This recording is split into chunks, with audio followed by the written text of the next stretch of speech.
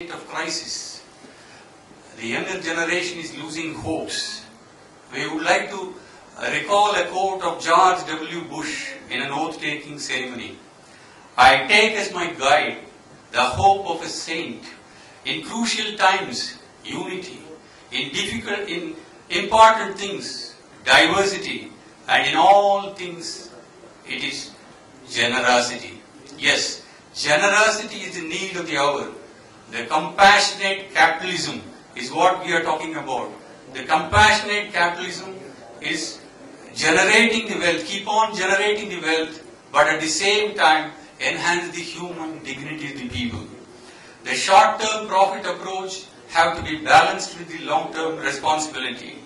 The two unbridled horses, the capitalism-driven wealth generation and the socialism-driven wealth distribution, are to be reigned by the dharmic accountability and control. We have to make it so simple so that the escapism can be curtailed.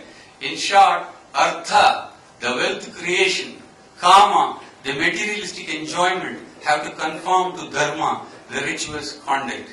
The next trigger is that of answering the questions that are bothering the executives today. In this digital world, with intensive competition, repositioning compulsions, falling demand, ever diluting margins, the corporates have to be lean enough to face the challenges, fresh enough in terms of technological upgradations, and fleet-footed in the decision-making speed.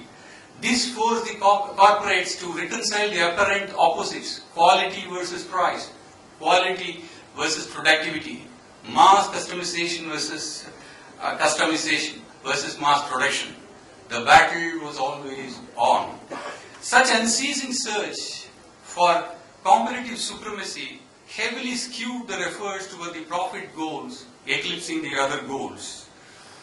Now, the constant pressure of profit compulsions creates many questions in the minds of the executives. They do carry out soul searching. This book tries to unravel the mysteries and tries to answer many questions that daunt the executives today. The next trigger is the gap in behavior. The codes have to be converted into conduct.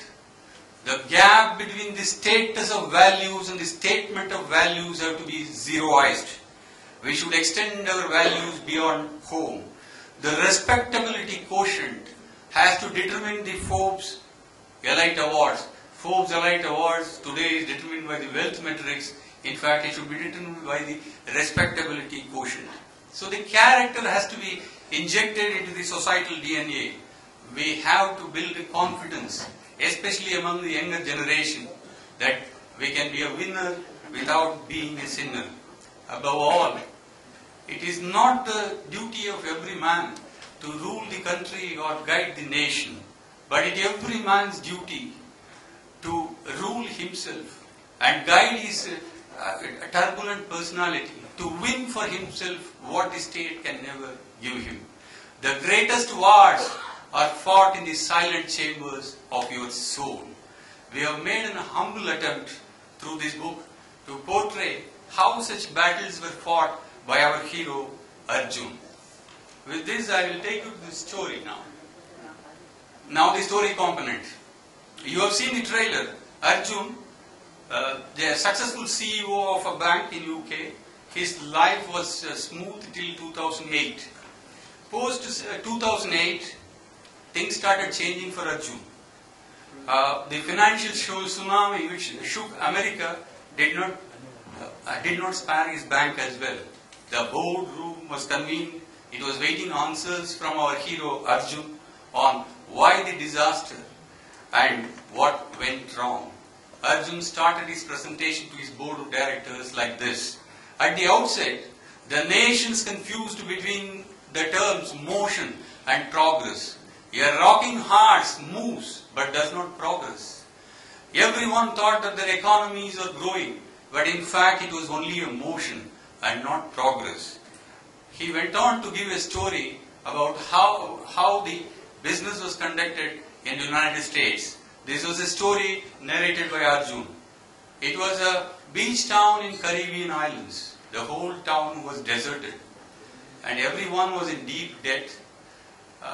It was bad times. And at that point of time, a rich tourist walks into a hotel. He deposits $100 note in the reception counter. He said, I'll go up and inspect the room and come back. And then he went up. Meanwhile, the hotel owner uses that $100 notes and pays his debt to the butcher. The butcher in turn pays his debt to the pig grower. The pig grower in turn pays his debt to the supplier of the feed and fuel. The supplier of the feed and fuel in turn uses the money to settle his fuel distribution agent. And that agent in turn settles the money back to the hotel for his rental dues which he once owed. Now, meanwhile, the tourist who comes back, he says, I don't like any of these rooms, and he puts back the $100 note and walks out. No one earned anything, but everyone's debt got extinguished. Everyone's credit limit got restored. The end result of all these fancy methods is the global recession, Arjun continued. Arjun finishes his presentation and he was waiting for a barrage of questions from his board of directors. At that point of time, his secretary walks in, he rushes in, and she gives a note to him. Looking at that note, Arjun faints in the middle of the boardroom. Pandemonium arose, the first aid was given, and after some time Arjun wakes up and he realizes that he is in the midst of a formal board meeting and he was profusely apologetic. He said, I have a personal blow. My father expired in a rural town in India. Then Arjun immediately undertakes the journey from London to Lalgudi. The journey of enlightenment begins. Arjun's father, Krish, was a principal school teacher in a rural town in southern part of India. He was an embodiment of discipline, simplicity and philosophical outlook. Arjun's professional life restricted him from talking to him frequently. There were only occasional telephone calls. He visited him almost 15 years back. Arjun reached Lalgudi. The funeral pyre was lit. Arjun could not be consoled. Arjun was totally devastated. He was feeling alone at this critical point of time. He was feeling that he was missing his dad. Then he went home, did not talk to anyone, and he went to bed. Suddenly, in the middle of the night, he listens to a voice. It was his father's voice. His father called him and he said that my soul will visit you for the next 10 days. Keep your questions ready. I will erase the clutter in your mind, he said. 10 nights, 10 questions. That's all Arjun has got to clear the daunting questions that bothered him. Now the story continues. Every day, his father's associate will recall an event in his father's life. That event triggers a question in the minds of Arjun, and he goes upstairs to his father to seek answers. The arguments of the rebellious son and the persuading father makes it more interesting. These questions we go through every day. Let me give you some of these. Day 1.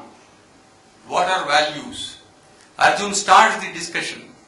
Dad, many a time I have taken victory as the goal for the corporation that pays my salary. But the practice of values many times prevent me from maximizing the value for my corporate. Then, what are values, Dad? He asked. Then intensive discussion takes place. There were exchanges on Vedas, various religious scriptures, the thoughts of the great leaders, great philosophers and great literary pundits. At the end of it all, they arrived at as to what are values. Now, it all boils down to conscience. If the system violates intelligence, it is bad. If it injures character, it is vicious. But if it injures conscience, it is criminal. Who looks outside dreams. Who looks inside awakens. The voice of the conscience is so delicate that it is easy to stifle it, but it is so clear that it is impossible to mistake it. The bottom line, therefore, the voice says, be a master of your will and a slave of your conscience. Courage, conviction, and conscience, These are the terms that were thrown up during the discussions. Now there are few stories were exchanged between them on the conviction. Some of the stories I am giving it to you now. Manjunath, an IIM Lucknow management graduate and the marketing manager of Indian Oil Corporation. Satyendra Dubey, an IIT product and a manager of the Highways Corporation of India. They were killed for showing extraordinary ethical commitments on their jobs. Now let me turn my attention to George Kuto, which is an interesting story. This gentleman was a marketing executive of a very large MNC firm in the US. On 9th February 1999, there was a business ethics and leadership conference at the headquarters. It was declared over there that the employees should obey the letter, not only the letter but also the spirit of the law. George Kuto, among other employees, he knew of a technical violation by which the company was claiming more money under some medical aid program. And he pointed this out in the seminar. He was brushed aside. Then he wrote to the board did not answer. In 2000 he resigned the job and he also filed a case against the company. In April 2002 he was diagnosed to suffer from a terminal illness, pancreatic cancer. He said that what I knew should not die with me, and he insisted that his witness should be videotaped, and he expressed it as his last deathbed wish. In August 2002, there was a grilling cross-examination by his lawyer, by the opposition lawyer, and his testimony was videotaped. In November 2002, he died, but the videotape made all the difference. The company pleaded guilty and paid hefty fines. This is the stuff the real whistleblowers are made of. Extraordinary ethical commitments. These people are to be emulated as a role models. We salute you, George Kuto, wherever you are. May your soul rest in peace, the voice added. Finally, at the end of the day, Kretschmer asked 4 questions to Arjun before ending of the day. Are you glass or steel? Will you shatter or forge your character with courage and conviction? Are you a rock or pebble? Will you hold or roll? With this, the voice vanished for the day 1. Now, day 2 and day 3, more questions, more answers. Let me take you to the day 4. Are we chasing or are we facing? The question we go through in our minds. Arjun asks his dad, Dad, why one man goes through the hurdles to reach his goal, while another man goes through only hurdles and not the goals, while the third man reaches the goals without any difficulty? Why this variation, Dad? He asked. The voice answers, a living thing is not a plastic piece of mass production. 2 prisoners look outside the prison bars. One looks at the mud, the other looks at the stars. Your thoughts are the architect of your destiny. A positive mind emits harmonious waves of thoughts, while the negative mind sends discordant signals. As he believes, so is he, says Bhagavad Gita. Arjun asks, Dad, when we face the successive failures, it is difficult to regain the optimism. Many could not even get out of the bad phase. And only 1% of the people are successful, Dad. Why? He asks. The voice says that difficulty is a part of our life. Everyone is undergoing a difficulty harsher than us, he said. But Arjun does not stop. He asked, Dad, why few succeed and get a standing ovation from this society, while many of them come and go from this world without getting noticed, Dad? The world recognizes the performance and not passion, Dad, he said. Then the voice quotes so many historical illustrations where they created path-breaking changes under hostile circumstances. Here is a story for you. Here is this man. At the age of 21, he failed in the business. At 22, he got defeated in an electoral race.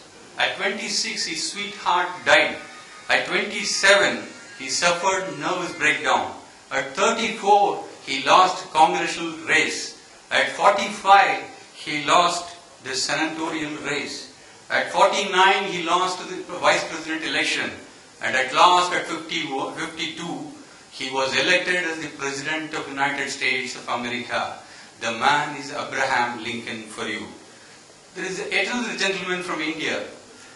He was a gold medalist at a very early age of 16 in physics. But he landed up in the job as Assistant Accountant General, much against his passion.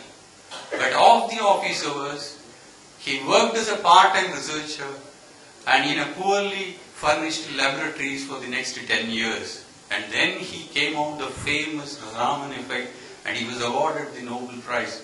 The man for you is Sir C.V. Raman. All of them are ordinary people with extraordinary motivation. Arjun intervenes. Dad, when a person is facing a series of failures, he doesn't know whether he is going to turn the corner or not. What kind of a mental frame that he should hold, Dad? He asked. Then enlightening session takes place on Karma Yoga, attachment with detachment. As usual, Arjun argues vociferously. The voice says, you have no control over the results. The result can crown you